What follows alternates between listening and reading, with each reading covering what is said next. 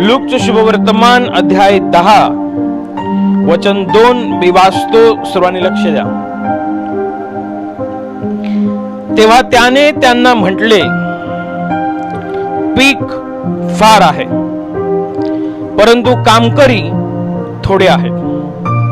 म्हणून पिकाच्या धन्याने आपल्या पिकासाठी कामकरी पाठवावे म्हणून त्याची प्रार्थना करा. Hallelujah, hallelujah, hallelujah, hallelujah, hallelujah, hallelujah, hallelujah. प्रभू येशू ख्रिस्त ज्यावेळेस मनुष्य रूपामध्ये या पृथ्वीवरती वावरत होता आणि परमेश्वराचं कार्य तो या जगामध्ये करत होता आणि सुवार्तेची घोषणा करत होता. देवाचं राज्य जे जवळ आलेलं आहे म्हणून पश्चाताप करून मागे फिरा आणि परमेश्वराकडे वळा, ह्या गोष्टीची तो घोषणा करत होता. आणि हे स्वर्गीय काम करत असताना प्रभू येशूने आपल्या सोबत शिष्य निवडले.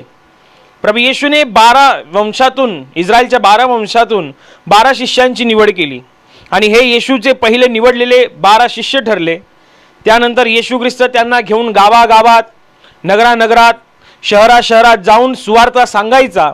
तेव्हा येशूच्या द्वारे लोक परमेश्वराचा अनुभव घ्यायचे, परमेश्वराच्या प्रेमाला अनुभवायचे, परमेश्वराच्या योजना तथा परमेश्वराचं काम ते समजून घ्यायचे आणि ते येशूच्या मागे जायचे.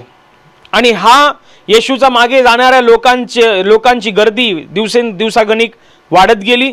येशूचं अनुकरण करू पाहणाऱ्यांची गर्दी, येशूचा शिष्य होऊ पाहणाऱ्यांची गर्दी दिवसागणिक वाढत गेली. आणि त्यातले जे खरे आणि अस्सल होते ते येशू बरोबर चालत राहिले. येशू जिथे कुठे जाईल तिथे ते येशू बरोबर ती असायचे. बायबल असं म्हणतं, आजचं वचन असं सांगत आहे की येशू ख्रिस्त जेव्हा कार्य करत असताना जेव्हा त्यांनी आपल्या शिष्यांना सुद्धा या कार्यामध्ये सहभागी करून घेतलं, या कार्यामध्ये त्यांना वाटा दिला आणि जेव्हा तो गावागावात, नगरानगरात 2-2 आणि 3-3च्या तुकड्यांमध्ये सुवार्तेची घोषणा करण्यासाठी पाठवायचा, तेव्हा त्यावेळेला प्रभू येशूने आपल्या शिष्यांना ही गोष्ट सांगितली की पहा, पीक फार आहे आणि कामकरी थोडके आहेत. म्हणून पिकाच्या धन्याने या कामास कामकरी पाठवावे म्हणून त्याची प्रार्थना करा. पीक फार आहे आणि कामकरी थोडके आहेत. प्रभू येशू ख्रिस्त त्याच्या कार्यासंबंधीची, स्वर्गीय कार्यासंबंधीची एक गोष्ट इकडे सांगत आहे. तो स्पष्टपणे सांगत आहे की पीक फार आहे आणि कामकरी थोडके आहेत. हे जे वचन आहे हे वचन नाही आहे की येशूची कुठेतरी शेत आहे, येशूचं कुठेतरी शेत जमीन आहे आणि तिकडे शेतीच्या कामासाठी माणसं भेटत नाही आहेत किंवा शेत कापणीच्या कामासाठी, नांगरणीच्या कामासाठी, पेरणीच्या कामासाठी माणसं मिळत नाही आहेत आणि म्हणून तो सांगतोय की तिकडे मला माझ्या पिकासाठी कामकरी पाहिजेत, शेतासाठी कामकरी पाहिजेत, असं नाही आहे. येशू ख्रिस्त ज्या पिकाविषयी म्हणत आहे हे एक आध्यात्मिक पीक आहे. हे जे आध्यात्मिक पीक आहे ते मनुष्य तथा त्याचा आत्मा आहे आणि ह्या मनुष्यांना परमेश्वराच्या राज्यासाठी एकत्रित करावं, परमेश्वराच्या राज्यासाठी गोळा करावं, परमेश्वराच्या राज्यासाठी तयार करावं. आणि अशा तयार असलेल्या पिकांना परमेश्वराच्या राज्यासाठी गोळा करण्यासाठी कामकऱ्यांची गरज आहे. पीक फार आहे. जगाच्या पाठीवरती जिथे कुठे मनुष्य मात्र प्राणी आहे, मनुष्य नावाचा प्राणी आहे, हाडामासामध्ये जन्मलेला, ज्याच्या शरीरामध्ये आत्मा आहे, या प्रत्येक माणसासाठी परमेश्वर म्हणत आहे की एक कामकरी पाठवावा. का तर त्याच्यापर्यंत सुवार्ता जावी, का तर त्याचा आत्मा देवाच्या कार्यासाठी, देवाच्या राज्यासाठी तयार असावा, सज्ज असावा. आणि जेव्हा तो तयार असेल, सज्ज असेल, तर देवाने त्याला आपल्या स्वर्गीय कोठारामध्ये साठवून ठेवावं, त्याच्या राज्यामध्ये घ्यावं, ही परमेश्वराची इच्छा आहे. आणि हेच काम करण्यासाठी प्रभू येशू ख्रिस्त या जगात आला की माणसांची मनं परमेश्वरासाठी तयार करावी, माणसांचं हृदय परमेश्वरासाठी तयार करावं, माणसांना परमेश्वराच्या राज्यासाठी तथा परमेश्वरापासून असलेल्या आशीर्वादांसाठी पात्र करावं म्हणून प्रभू येशू ख्रिस्त या जगात आला. त्यांनी फार मोठी कामगिरी या जगामध्ये केली. त्यांनी फार मोठा परमेश्वराच्या कार्याचा भार स्वतःच्या शरीरावरती उचलला. स्वतःच्या जीवनाने त्यांनी फार मोठा भार स्वतः पेलवला आणि जे काही उरलं सुरलेलं आहे ते त्यांनी शिष्यांच्या स्वाधीन केलं. जे काही उरलेलं आहे ते त्यांनी शिष्यांना सांगितलं आणि त्याचे शिष्य आता कार्य करत आहेत. तेच कार्य जे येशू ख्रिस्ताने 2000 वर्षापूर्वी या जगामध्ये केलं होतं. हे कार्य कोणा माणसापासून नव्हे, हे कार्य कोणा माणसाच्या डोक्यातून आलेली एक निव्वळ कल्पना लोकांना नव्हे, हे कार्य स्वर्गीय आहे. हे यहोवा परमेश्वर, ज्या परमेश्वराला कोणी कधी पाहिले नाही, त्याच्या योजनेमध्ये असलेली ही एक पवित्र मनुष्याच्या तारण प्राप्तीसाठीची असलेल्या योजनेचा हा कार्यभाग आहे. एक फार मोठं स्वर्गीय कार्य आहे. हे कुठे ऑफिसमध्ये जाऊन कार्य करायचं नाही आहे, हे कुठे शेतामध्ये जाऊन कार्य करायचं नाही आहे, हे कुठे कारखान्यामध्ये जाऊन कार्य करायचं नाही आहे. हे स्वर्गीय कार्य आहे आणि या स्वर्गीय कार्यासाठी माणसांची गरज आहे. या स्वर्गीय शेतासाठी, या आत्मिक शेतीसाठी माणसांची गरज आहे. आणि प्रभू येशू म्हणतोय, पीक फार आहे परंतु कामकरी थोडे आहेत. म्हणून पिकाच्या धन्याने या कामास कामकरी पाठवावे त्याची प्रार्थना करा. येशू ख्रिस्त सांगत आहे की देवाचं कार्य करण्यासाठी लोक पुढे यावी, देवाचं कार्य करण्यासाठी लोक तयार व्हावी, यासाठी तो स्वतः प्रार्थना करायला सांगतोय. त्याने स्वतः कार्य केलं आहे. त्याने त्याच्या विश्वासदारांमधून त्याने शिष्यांना निवडलेला आहे आणि तो अजूनही पुढे म्हणत आहे की पिकाच्या धन्याने या कामास कामकरी पाठवावे म्हणून प्रार्थना करा. पीक फार आहे, होय पीक फार आहे. आमच्या आम्ही भारत देशामध्ये राहतो. भारतामध्ये किती लोकसंख्या आहे, जगाच्या पाठीवर किती लोकसंख्या आहे. आणि जिथे लोकसंख्या आहे, जिथे मानव आहे, त्या मानवाच्या शरीरामध्ये आत्मा आहे. आणि हा आत्मा तारला जावा, हा आत्मा वाचला जावा. इतकंच नव्हे, ते जे जीवन म्हणून या जगामध्ये जगत आहेत, हे नुकतं एक निव्वळ जीवन नव्हे, तर ही एक परमेश्वराची योजना आहे. तुम्ही जे आता ऐकत आहात ते तुम्ही परमेश्वराची योजना आहात. तुम्ही केवळ एक शरीर नव्हे, तुम्ही केवळ एक आत्मा नव्हे, तुम्ही थेट देवाची योजना आहात. तुम्ही देवाची प्रतिमा आहात. त्याने त्याच्या प्रतिमेप्रमाणे तुम्हाला घडवलेलं आहे, त्याने तुम्हाला रचलेलं आहे. तुमच्या शरीराचं प्रत्येक अंग त्याने त्याच्या पवित्रशा हाताने घडवलेलं आहे. तुमच्या मातीच्या शरीरामध्ये त्याने आपल्या जीवनाचा श्वास फुंकून तुम्हाला जीवधारी मनुष्य बनवलेला आहे. तुम्ही स्वर्गाची निर्मिती आहात आणि तुम्ही मेल्यानंतर स्वर्गातच यावं, तुमचं तारण व्हावं, तुम्ही वाचले जावे आणि परमेश्वराच्या वेंगेत असावे, ही परमेश्वराची इच्छा आहे. की तुमचा नाश व्हावा ही त्याची इच्छा नाही, तर तुम्ही तुमच्या चुकीच्या गोष्टींपासून पश्चाताप करावा आणि परमेश्वराचा अनुग्रह प्राप्त करून घ्यावा, ही परमेश्वराची इच्छा आहे. आणि ह्याच कामासाठी परमेश्वराने येशूला या जगात पाठवलं. येशूच्या द्वारे त्याने आपल्या सेवकांना निवडलं, आपल्या दासांना निवडलं आणि आपल्या कामकऱ्यांना निवडलं. आणि येशूचे शिष्य, येशूचे ते कामकरी आजही काम करत आहेत. आजही सुवार्ता सांगत आहेत. आजही देवासाठी लोकांना तयार करत आहेत, मन तयार करत आहेत. मन आज लोकांची मनं जिवंत देवापासून वळलेली आहेत. लोकांची मनं जिवंत देवाच्या अस्तित्वाला नाकारत आहेत. लोकांची मनं जिवंत देवाकडे पाठमोरी झालेली आहेत. हे पाठमोरी झालेली मनं, ही पाठमोरी झालेली हृदय देवाकडे परत यावी, यासाठी देवाचे लोक काम करतात. हे कठीण झालेलं हृदय सौम्य व्हावं, मृदू व्हावं आणि ते देवाकडे वळावं, यासाठी येशूचे शिष्य काम करतात. येशूचे शिष्य हे कुठल्या धर्माचा प्रचार नव्हे, येशूचे शिष्य हे कुठल्या पंथाचा प्रचार नव्हे. येशूचे शिष्य पश्चातापाचा संदेश देतात, जो संदेश देण्यासाठी खुद्द येशूने सांगितलेला आहे की सर्व राष्ट्रांचा आणि माझ्या राज्याची घोषणा करा. त्याचं राज्य काय आहे? त्याचं राज्य स्वर्गीय आहे, त्याचं राज्य शांतीचं आहे, त्याचं राज्य क्षमेचं आहे. आणि हे क्षमेच्या राज्याची घोषणा, हे शांतीच्या राज्याची घोषणा करण्यासाठी येशूने आपल्या शिष्यांना, आपल्या लोकांना निवडलं. कुठल्या धर्माचा आणि पंथाचा प्रचार करण्यासाठी नव्हे. येशूचा कोणता शिष्य धर्माचा आणि पंथाचा प्रचार करत नाही. येशूचा शिष्य येशूने सांगितल्याप्रमाणे त्याच्या राज्याची घोषणा करतो. आणि त्याचं राज्य या पृथ्वीवरचं नाहीये, त्याचं राज्य या जगातलं नाहीये, त्याचं राज्य स्वर्गीय आहे.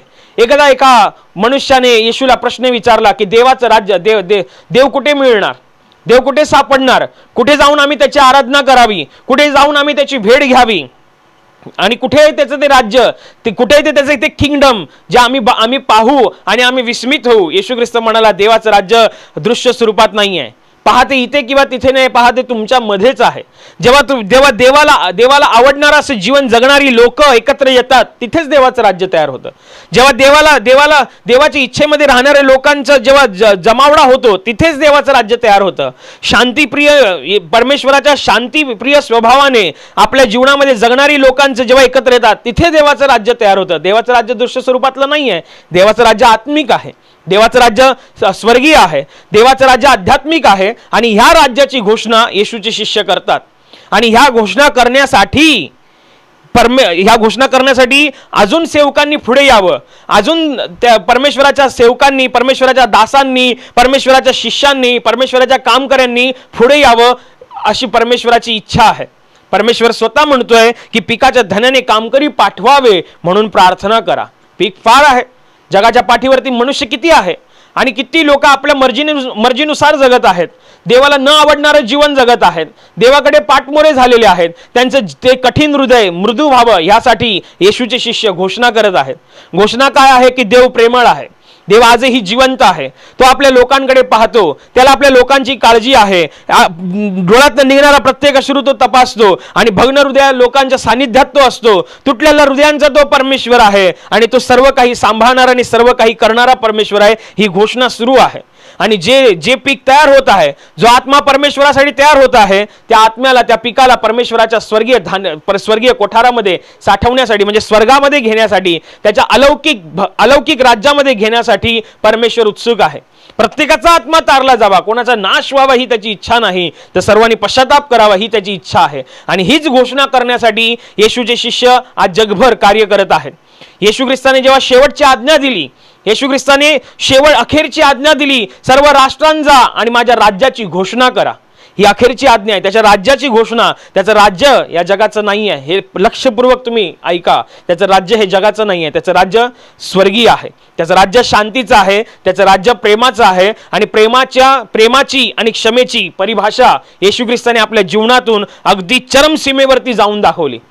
क्षमेची चरमसीमा काय असते, प्रेमाची चरमसीमा काय असते, हे प्रभू येशू ख्रिस्ताने नवीन पद्धतीने जगासमोर ही व्याख्या ठेवली. त्याचप्रमाणे येशू ख्रिस्ताने पावित्र्यतेची एक नवी व्याख्या जगासमोर ठेवली.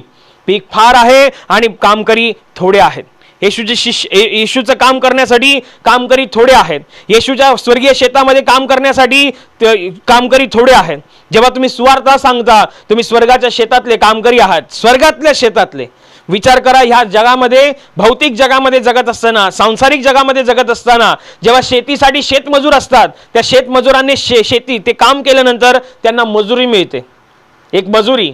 मग जेव्हा तुम्ही लक्षात घ्या की जेव्हा तुम्ही स्वर्गीय शेतावर काम करता आणि जेव्हा ती मजुरी तुम्हाला मिळेल, ती किती भारी असेल, ती किती बहुगुणित, ती किती आशीर्वादित आणि ती किती अलौकिक असेल. त्या मजुरीला कशाचीच उपमा देता येणार नाही, एवढे ते स्वतःमध्ये अलौकिक असेल. पिकाच्या धन्याने आपल्या कामकरी पाठवावे म्हणून प्रार्थना करा. तुम्ही विश्वासणारे आहात, तुम्ही किती दिवस झाले विश्वासणारे आहात मला माहिती नाही, परंतु परमेश्वराचा आत्मा तुम्हाला सांगत आहे की तुम्ही पिकाच्या धन्याने कामकरी पाठवावे म्हणून प्रार्थना करा. तुम्ही तुमच्या वैयक्तिक प्रार्थनेमध्ये ही प्रार्थना करा की देवाचे शिष्य अजून तयार व्हावे, देवाच्या कामासाठी लोक पुढे यावे, देवाची सुवार्तेची घोषणा करण्यासाठी लोकांनी आपल्या मुखाचा वापर करावा. त्यांच्या जीवनात जे घडलेलं आहे ते त्यांनी घोषणा करून लोकांना सांगावं की देव जिवंत आहे, देव जिवंत आहे आणि देव जिवंत आहे. तो आजही लोकांवर प्रेम करतो, आजही त्याला आपली काळजी आहे. ही घोषणा आहे. स्वर्गाच्या राज्यासाठी आत्मे तयार करा, स्वर्गाच्या राज्यासाठी त्यांच्या हृदयांना तयार करा आणि तशी माणसं देवाने पाठवावी अशी प्रार्थना करा. देवाचे सेवक उभे राहावे अशी प्रार्थना करा आणि देवाची घोषणा करण्यासाठी लोकांनी आपलं मुख वापरावं अशी प्रार्थना करा. ही परमेश्वराने आपल्याला सोपवलेली एक कामगिरी आहे. तुम्ही स्वतः सुद्धा सुवार्तेची घोषणा करा. तुम्ही स्वतः सुद्धा त्या स्वर्गातल्या शेतातले स्वर्गीय शेताचे कामकरी, स्वर्गीय शेताचे भागीदारी व्हा, म्हणजे देव तुम्हाला अधिकाधिक आशीर्वाद करेल. बायबलमध्ये लिहिल्याप्रमाणे एकदा येशू ख्रिस्त विहिरीवरती बसलेला असताना तिकडे एक शोमरणी स्त्री पाणी भरायला आली होती आणि ती पाणी भरायला आली तेव्हा येशूला तहान लागली होती. तेव्हा येशूने तिला सांगितलं मला प्यायला पाणी दे. ती म्हणाली मी शोमरोनी आहे आणि आपण यहुदी आहात आणि तरी सुद्धा तुम्ही माझ्याशी संभाषण कसं काय करता. कारण यहुदी जात ही उच्च मानली जायची आणि शोमरोन जात ही कनिष्ठ मानली जायची आणि ह्या पंथातली लोक एकमेकांशी संभाषण ठेवत नव्हते. येशू ख्रिस्ताच्या पेहरावावरून त्या शोमरोनी स्त्रीने हे ओळखलं होतं की हा एक यहुदी आहे आणि येशूने सुद्धा हे भलीभाती माहिती होतं की एक शोमरोनी आहे. परंतु येशूला जातीपातीचं रंगाचं जात पात रंग भेद वर्ण गोत्र वंश कुळ त्याच्याशी काही लेणं देणं नाही आहे. परमेश्वरासमोर एकच जात आहे, मनुष्य जात. परमेश्वरासमोर एकच धर्म आहे, मानव धर्म. परमेश्वरासमोर एकच गोष्ट आहे, मनुष्य. माणूस तारला जावा ही देवाची इच्छा आहे आणि म्हणून येशू ख्रिस्ताने जात पात उच्च कनिष्ठ खालच्या दर्जाचा उच्च दर्जाचा काही पाहिलं नाही. त्यांनी थेट पाणी मागितलं आणि ती अवाक राहिली की बापरे माझ्यासारख्या माणसाच्या भांड्यातलं हा माणूस पाणी पिणार, हे कसं काय होऊ शकतं, हे कसं काय शक्य आहे. तेव्हा तिने सांगितलं की आपण यहुदी असता आणि मी शोमरोनी असता सुद्धा आपण माझ्याकडे प्यायला पाणी मागता, हे कसं काय. येशू म्हणाला देवाचं दान म्हणजे काय आणि मला प्याव्यास पाणी दे असे तुला म्हणणारा कोण, हे जर तू ओळखलं असतं तर त्याने तुला जिवंत पाणी दिलं असतं, एक असं पाणी जे पिल्यानंतर कधी तहान लागणार नाही. तेव्हा तिला असं वाटलं की असं जर असेल तर याचा अर्थ मला पुन्हा कधी विहिरीवर यायला लागणार आहे, एकदाच काय ते आम्ही पाणी पिऊ आणि एकदाचीच कायची आमची ताण भागून जाईल. पण येशू ख्रिस्त त्या शारीरिक तहानेविषयी म्हणाला नव्हता. येशू ख्रिस्त त्या जे आपल्याला आपलं पाणी दिसतं त्या पाण्याविषयी म्हणाला नव्हता. येशू ख्रिस्त आध्यात्मिक पाणी, ते जिवंत पाणी म्हणजे त्याचं राज्याचं पाणी, त्याच्या पवित्र आत्मा जो जिवंत पाण्याचं लक्षण म्हणून सांगितलं जातं, ते पाण्याविषयी प्रभू येशू ख्रिस्त म्हणाला होता. तेव्हा येशूला ती म्हणते की मला हे पाणी द्या. येशू म्हणतो जा तुझ्या नवऱ्याला बोलावून आण. ती म्हणते मला नवरा नाही. येशू ख्रिस्त म्हणाला ठीक उत्तर दिलंस, तुला 5 नवरे होते आणि आता तू ज्याच्या बरोबर राहते तो तुझा नवरा नाही. ती अवाक राहते, विस्मित होते, ती अचंबित होते आणि येशूकडे पाहते आणि येशूला म्हणते तुम्हाला हे कसं काय माहिती, आपण हे कसं काय जाणता, आपण संदेष्ट आहात का, आपण संदेष्ट आहात का. ती अवाक होते आणि आपली भांडी ती तिथेच सोडून, त्या विहिरीवर सोडून गावामध्ये जाते. गावात जाते आणि गावातल्या लोकांना गोळा करते, शोमरोन नगरातल्या लोकांना गोळा करते. चला चला चला, मी केलेले सर्व काही ज्याने मला सांगितले तो मनुष्य पाहायला चला, तोच मसीहा असेल काय. येशूची साक्ष तिने त्या गावामध्ये दिली आणि मग त्या शोमरोनी स्त्रीची साक्ष ऐकून लोक गोळा झाले आणि येशूला पाहण्यासाठी ते त्या विहिरीवर गेले.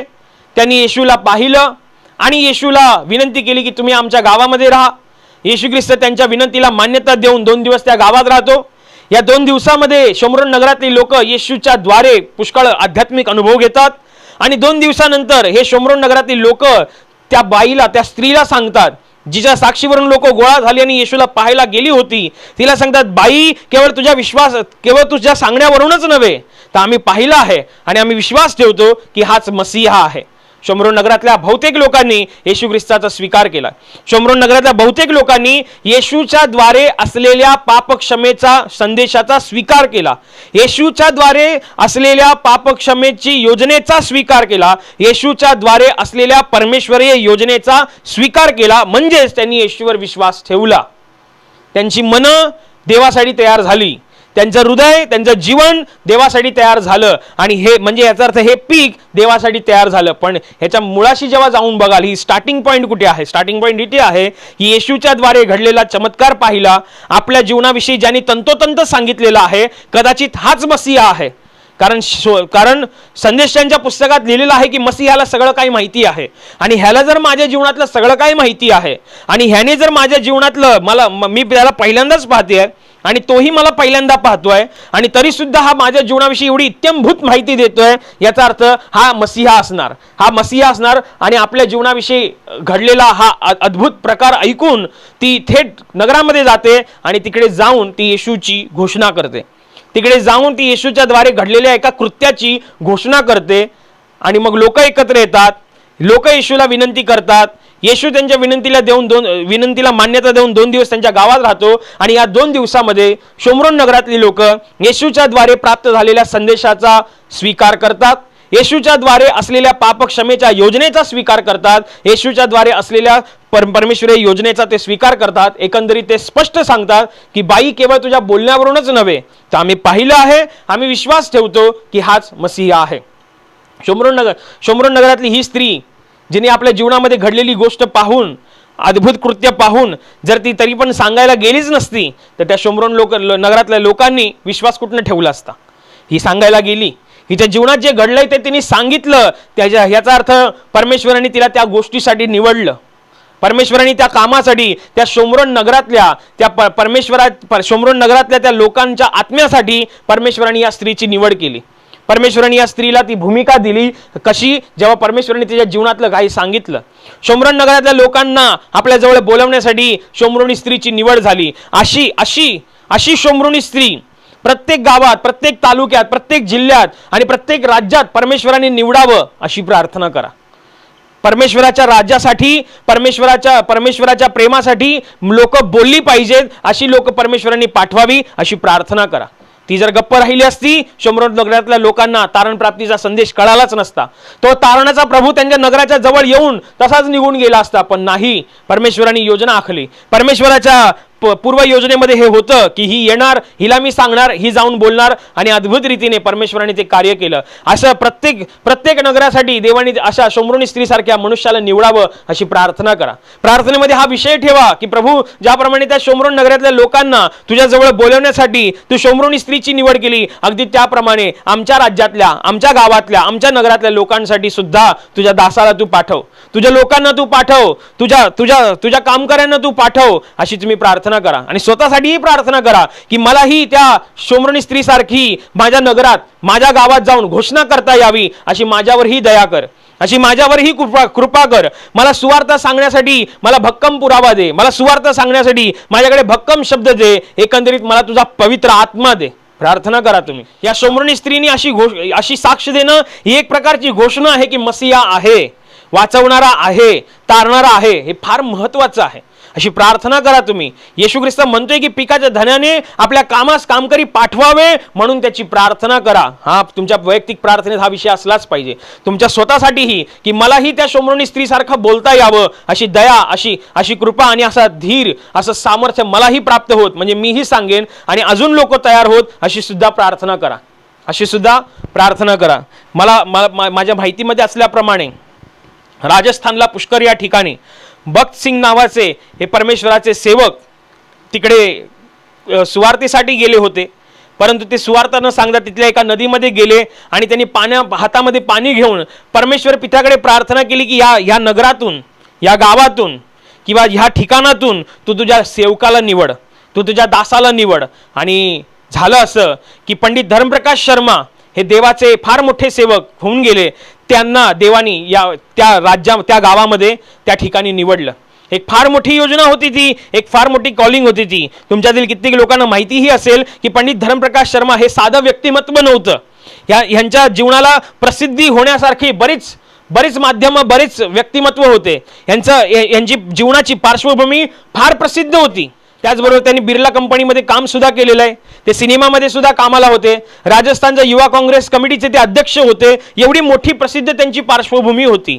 आणि परमेश्वराने त्यांना दर्शन दिलं आणि त्याच्या सेवेसाठी त्यांना वापरलं.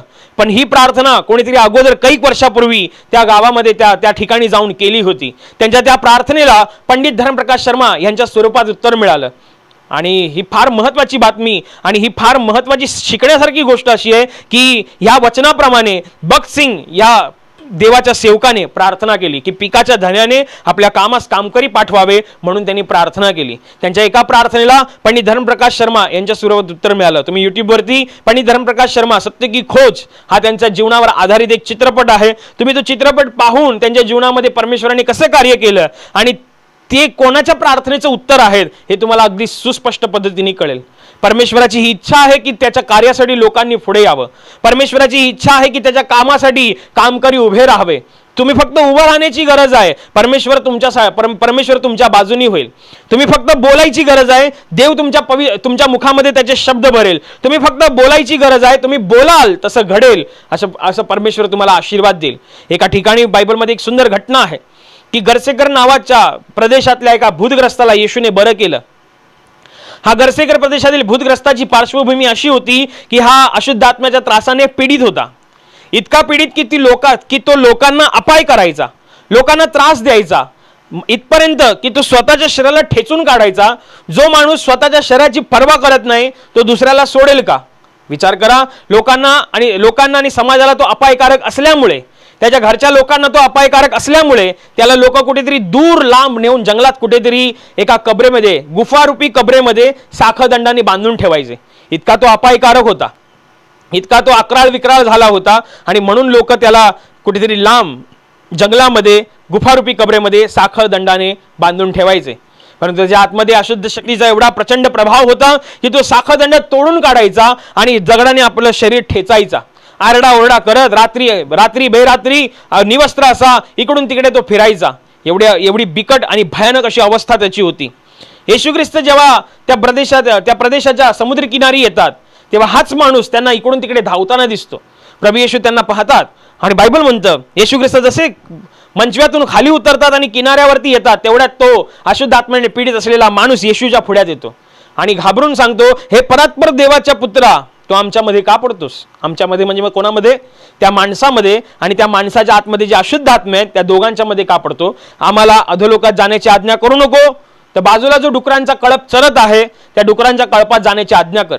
अशुद्ध आत्म्यांना हे पक्क माहिती आहे की हा देवाचा पुत्र आहे, ह्याच्याकडे अधिकार आहे की हा आम्हाला अधोलोकात जाण्याची आज्ञा करू शकतो, ह्याच्याद्वारे आमचा नाश होऊ शकतो. ह्याच्या अगोदरच हा नाश होईल असं काहीतरी म्हणेल, त्यांनी अगोदरच सांगितलं की आम्हाला बाजूच्या जो डुकरांचा कळप चरत आहे त्या कळपामध्ये जाऊ द्या.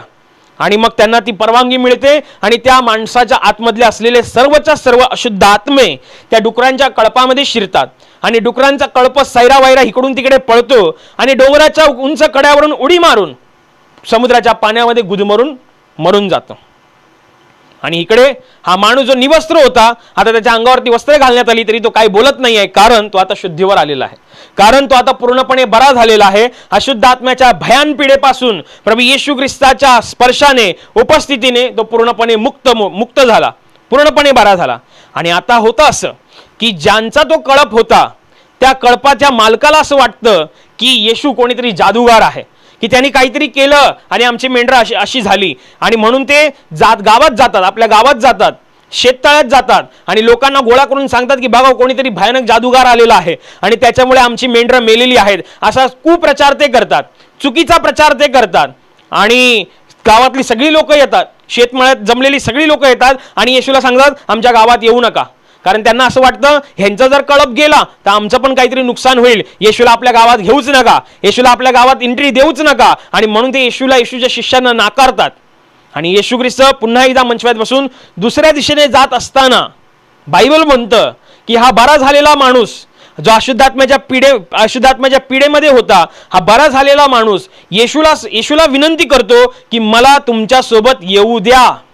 तेव्हा येशू म्हणतो नाही, तू आपल्या गावात जा, आपल्या लोकांकडे जा, आपल्या स्वकीयांकडे जा आणि देवाने तुझ्यासाठी किती मोठं काम केलं ह्याची घोषणा कर, ह्याची साक्ष दे, ह्याची सुवार्ता सांग. आणि येशू निघून जातो आणि हा माणूस गावागावात जाऊन येशूने त्याच्यासाठी किती मोठं काम केलं, देवाने त्याच्यावर किती मोठं प्रेम दाखवलं ह्याची तो घोषणा करतो. आणि बरेचसे लोक त्याच्या जीवनाकडे पाहून की तो पहिला आरडाओरडा करायचा, पहिला स्वतःच्या शरीराला ठेचून काढायचा, रानावनामध्ये भटकायचा, रात्र बेरात्र त्याला कळायची नाही आणि मग तो कबरेमध्ये राहायचा. आणि आता तो बरा झालेला आहे, आता तो सभ्य माणसासारखा वागतोय, आता तो सदाचारी माणसासारखा वागतोय. हा चमत्कार झालाच कसा?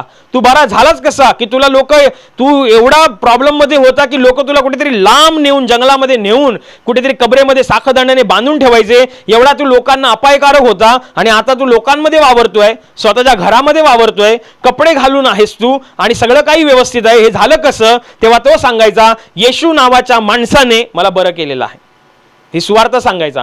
पहा, त्या गावातल्या सगळ्यांसाठी येशू आलेला आहे. बायबल म्हणतं देवाने जगावर प्रेम केलं की त्याने आपला एकुलता एक पुत्र दिला, अशासाठी की जो कोणी त्याच्यावर विश्वास ठेवेल त्याचा नाश होऊ नये तर त्याला सार्वकालिक जीवन प्राप्त व्हावं. कोणाचा नाश होऊ नये, जो कोणी त्याच्यावर विश्वास ठेवतो. आणि देवाने जगावर प्रेम केलेलं आहे, केवळ इस्रायलवर नव्हे, केवळ इस्रायलवर नव्हे, केवळ यहुद्यांवर नव्हे, संपूर्ण जगावर प्रेम केलं आणि संपूर्ण जगासाठी येशूला त्याने पाठवलं. आणि येशूला त्या गावामध्ये एंट्री नव्हती, येशूला त्या गावामध्ये जायला देत नव्हते, मनाई केली होती, म्हणून येशू त्या गावाला सोडू शकत नव्हता. म्हणून येशू जरी नाही गेला तरी येशूने त्याच्याद्वारे घडलेल्या साक्षीला त्या गावामध्ये पाठवलं. येशू म्हणाला तुझ्या लोकांकडे जा, येशू म्हणाला तुझ्या गावामध्ये जा आणि तिकडे जाऊन ही घोषणा कर, तिकडे जाऊन सांग की देवाने तुझ्यावरती कसं प्रेम केलंय, तिकडे जाऊन सांग की देवाने तुझ्यासाठी किती मोठं काम केलंय, तिकडे जाऊन सांग की देव किती प्रेमळ आहे. आणि तो ते करत होता.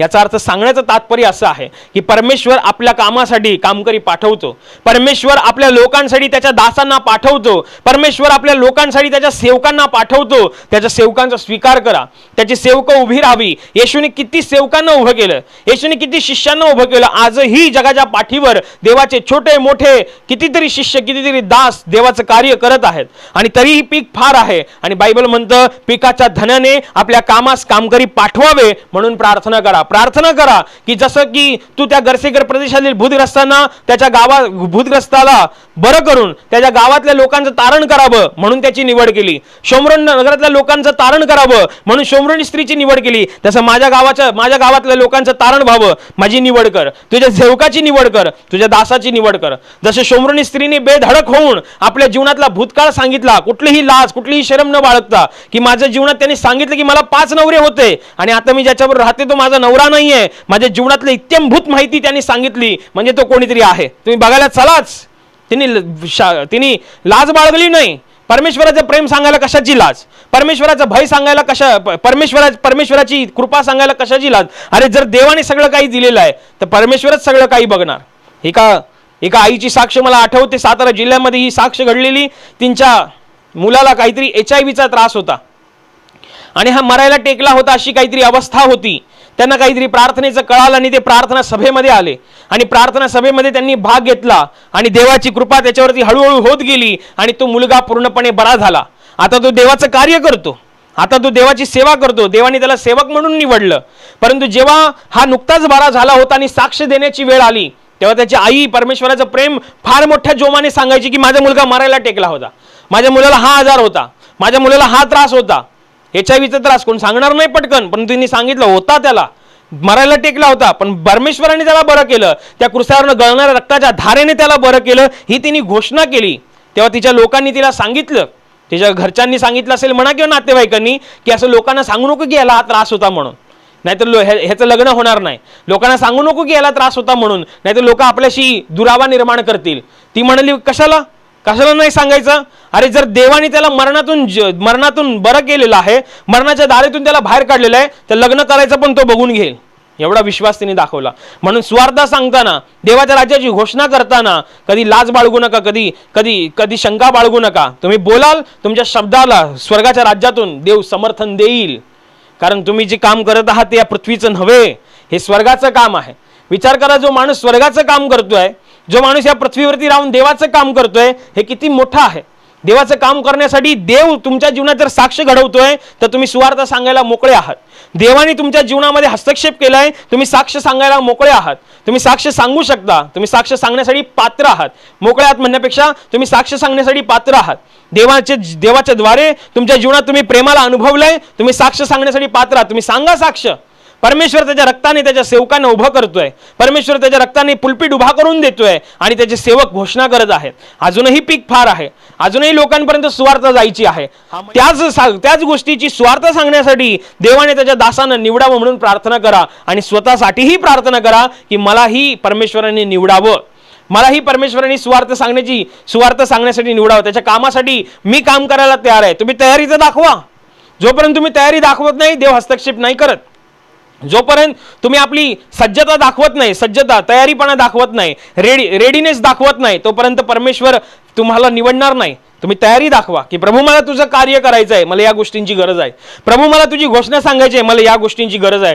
स्वर्गाच्या विपुलतेच्या भांडारातून तो तुम्हाला त्या सगळ्या गोष्टी पुरवेल. आणि तुम्ही जेव्हा ही प्रार्थना कराल, विशेष प्रार्थना करा. कारण बायबलमध्ये लिहिल्याप्रमाणे युगाची समाप्तीची चिन्ह जी आहेत ती मोठ्या प्रमाणात आणि अधोरेखितपणे स्पष्टपणे जगात दिसत आहेत. जगाचा शेवट जवळ आलेला आहे. तारणाची बातमी अजूनपर्यंत ज्यांच्यापर्यंत पोहोचली नाही तिथपर्यंत देवाने त्याच्या लोकांना निवडावं अशी प्रार्थना करा. ते कुठलंही माध्यम देव वापरेल ते देवावरती सोडा, पण तुम्ही प्रार्थना करा. येशूने आपल्यावरती ही कामगिरी सोपवली आहे, सुवार्ता सांगण्याची तथा सुवार्तेसाठी लोक उभी राहावी त्यासाठी प्रार्थना करण्याची. आणि जी लोक ऑलरेडी सुवार्थ सांगत आहेत, जे लोक ऑलरेडी देवाचं काम करत आहेत, त्यांच्यासाठी सुद्धा प्रार्थना करण्याची जबाबदारी देवाने तुमच्या माझ्यावरती दिलेली आहे. नुसतं केवळ आपल्यासाठीच नव्हे, माझं हे होत नाही, माझं ते होत नाही, माझं असं झालं, माझं तसं झालं, एवढ्यासाठी देव मर्यादित नाही आहे. देव किती अफाट आणि स्वतःमध्ये खूप विराट आहे. त्याची अलौकिकता फार आहे. स्वर्ग त्याचं राजासन आणि पृथ्वी त्याचं पदासन आहे. एवढा तो बलाढ्य परमेश्वर आहे. तो फक्त नोकरी मिळत नाही म्हणून तेवढ्यापुरती तो मर्यादित नाही आहे. आपल्या फक्त हे काम होत नाही म्हणून तेवढ्यापुरती तो मर्यादित नाही. देव अफाट आहे. तुम्ही जर देवावर प्रेम करताय तर देवाचं काम करा. बायबल म्हणतं जे देवावर प्रीती करणे म्हणजे देवाच्या आज्ञा पाळणे. जर तुम्ही म्हणताय की मी देवावर प्रेम करतो तर देवाच्या आज्ञा पाळणं हे तुमचं प्रथम कर्तव्य आहे. आणि देवाची आज्ञा हीच आहे की प्रार्थना करा. सेवकांसाठी प्रार्थना करा, सेवक उभे राहावे म्हणून प्रार्थना करा, आणि तुम्ही सुद्धा सेवक म्हणून पुढे यावे अशी प्रार्थना करा. तुमच्या प्रार्थनेला देव उत्तर देईल आणि जास्तीत जास्त परमेश्वर या पिकासाठी आपल्या कामगारांना पाठवेल, सेवकांना पाठवेल, आणि सुवार्तेची घोषणा सर्व राज्यात, सर्व राष्ट्रात आणि सर्व जगात गाजवली जाईल अशी आम्ही प्रार्थना करू. Hallelujah, hallelujah. आणि आता प्रार्थना करण्याची वेळ आहे. प्रभू येशू म्हणाला, माझ्या नावाने तुम्ही पित्याजवळ जे काही मागाल ते तुम्हाला परमेश्वराच्या गौरवाकरिता देण्यात येईल. होय, त्याचं वचन हेच सत्य आहे. त्याचं वचन तो पूर्ण करणं जाणतो. तो आपल्या वचनांना पूर्ण करण्याचं सामर्थ्य बाळगतो. म्हणून त्याच्या वचनावर, त्याच्या सामर्थ्यावर विश्वास ठेवून आपण सर्व मिळून प्रार्थना करत आहोत. म्हणून तुमच्या ज्या भागाला आजार आहे त्या भागावर हात ठेवा. तिथे हात ठेवणं शक्य नसेल तर आपल्या छातीवर हात ठेवा. तुमच्या जीवनातील आणि शरीरातील प्रत्येक दुःख, संकट आणि आजार प्रभू येशूच्या पवित्र नावाने या क्षणाला नष्ट होत. तुमच्या जीवनातील बंधनं आणि श्राप प्रभू येशूने वाहिलेल्या त्याच्या पवित्र रक्ताद्वारे या क्षणाला तुटून जावत. तुमच्या जीवनातील समस्या आणि सैतानाचा भयावह अंधार प्रभू येशू ख्रिस्ताच्या दिव्य आणि पवित्र प्रकाशामध्ये पूर्णपणे नष्ट होत. तुमच्यावर, तुमच्या कुटुंबावर प्रभू येशू ख्रिस्ताचे महान आशीर्वाद येऊ. आमेन.